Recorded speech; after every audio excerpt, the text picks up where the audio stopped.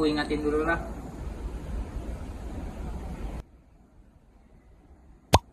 Kalian udah gimana ya? Gim, Kenapa? gimana nih? Katanya mau diskusi hari ini. Diskusi hari ini? Ya, Gimana? katanya mau bahas isu politik Oh, isu politik boleh di gimana? tentang korupsi. Ya gimana?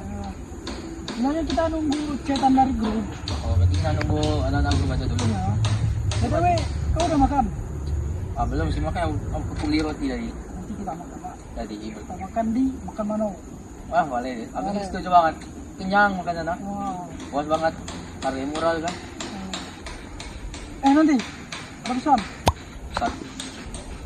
Coba lihat grup. Oh, Wih, Akbar lama nunggu nih. wah, udah lama Di nih tempat nunggu. Mana nih? Langsung sana kira. sana. Nah, sudah ya. Ya, sana. Kasihan juga Akbar nih lama ini. Oke. Nah, bagus kali kan pandangannya. Iya sih. Unik. Bagus ini. Ya kita kan namanya di sini kan Universitas Bengkulu nih. Iya. Bagus nih banyak. Main indah lagi.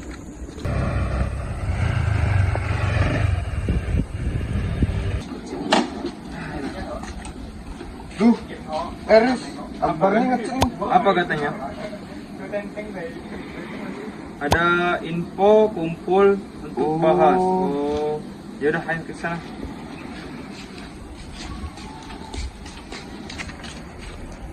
Weh, udah lama nunggu bang.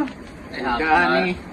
Duduk sini sini. Hai. Kita masuk duduk di sini aja yuk. Yuk, yuk. Nah,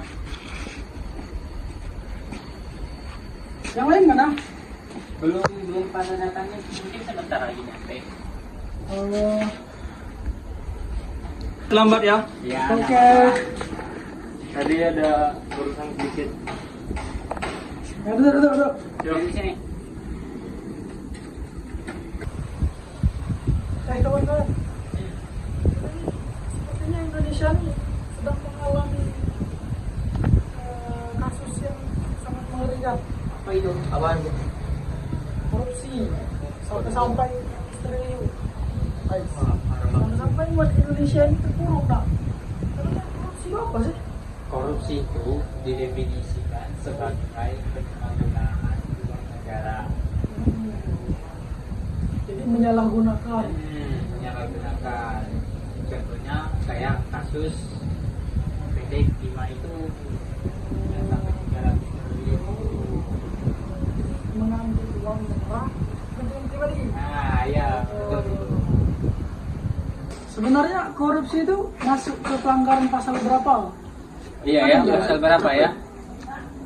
Jadi kawan, pasal yang mengatur tentang tindakan korupsi seperti yang kita lihat di sini di dalam KUHP ini, landasan hukum utama pemberantasan korupsi di Indonesia adalah Undang-Undang Nomor 131 Tahun 1999 tentang pemberantasan tindak pidana korupsi tipikor yang diubah oleh Undang-Undang Nomor 20 Tahun 2001 serta Undang-Undang Nomor 30 Tahun 2002 tentang Komisi Pemberantasan Tindakan Pidana Korupsi atau yang kita singkat dengan KPK. Kemudian, undang-undang ini mendefinisikan korupsi sebagai perbuatan yang melawan hukum melibatkan penyalahgunaan kewenangan untuk memperkaya diri sendiri, orang lain, atau korporasi. Pertama, merugikan keuangan negara yang sebelumnya dasar hukum yang mencakup Undang-Undang Nomor 3 Tahun 1971 dan Undang-Undang Nomor 28 Tahun 1999 tentang penyelenggaraan negara yang bebas dari KKN. Begitu. Oh, jadi begitu ya landasan hukumnya. Terus cara pencegahannya gimana sih? Oh, aku tahu gimana cara mencegah korupsi.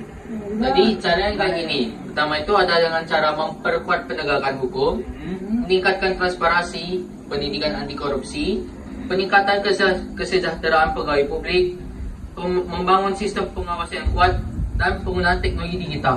Oh, jadi begitu ya. Pakai transparansi. Ya, bisa begitu. Supaya tahu semua kebenarannya. Ya, benar. Oh, boleh juga tuh. Ya, ya. Oh, jadi seperti itu ya, Kip, cara pencegahan dari tindakan korupsi itu tersendiri. Kemudian Apa sih manfaat kalau kita mencegah tindakan korupsi itu? Oh, kalau manfaat aku tahu kan. Tujuan dan manfaat untuk mencegah korupsi itu yang pertama adalah mencegah kerugian negara dan juga masyarakat. Yang kedua, mewujudkan keadilan bagi seluruh rakyat Indonesia. Dan yang terakhir, mewujudkan cita-cita bangsa, yaitu anti KKN, korupsi, korporasi, dan juga nepotisme.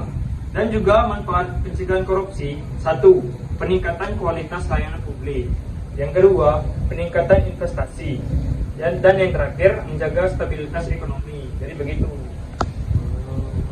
Oke, aku jadi tahu apa itu manfaat dari kita kalau mencegah tindakan korupsi. Ya, sebenarnya manfaatnya itu sangat penting. Tapi kenapa ya negara kita ini banyak banget korupsi? Bingung juga. Jadi kawan-kawan, ketika kalian sudah menjadi pejabat atau petinggi dari Indonesia ini, kalian jangan menyalahkan kewenangan, di mana kalian memakai dana yang seharusnya dialokasikan ke pendidikan, kesehatan maupun fasilitas umum, tetapi kalian mengantongi dana tersebut untuk kepentingan pribadi, bukan melainkan untuk kepentingan masyarakat. Jadi, marilah kita jaga bumi lestari ini, jaga bangsa ini, agar terciptanya negara satu kesatuan, kemudian katakan tidak pada korupsi. Menolak korupsi bukan hanya sekedar kewajiban hukum, melainkan harusan dari diri kita. Masa depan bangsa dari kehancuran ekonomi, ketidakpercayaan publik, dan kemiskinan yang menjelek.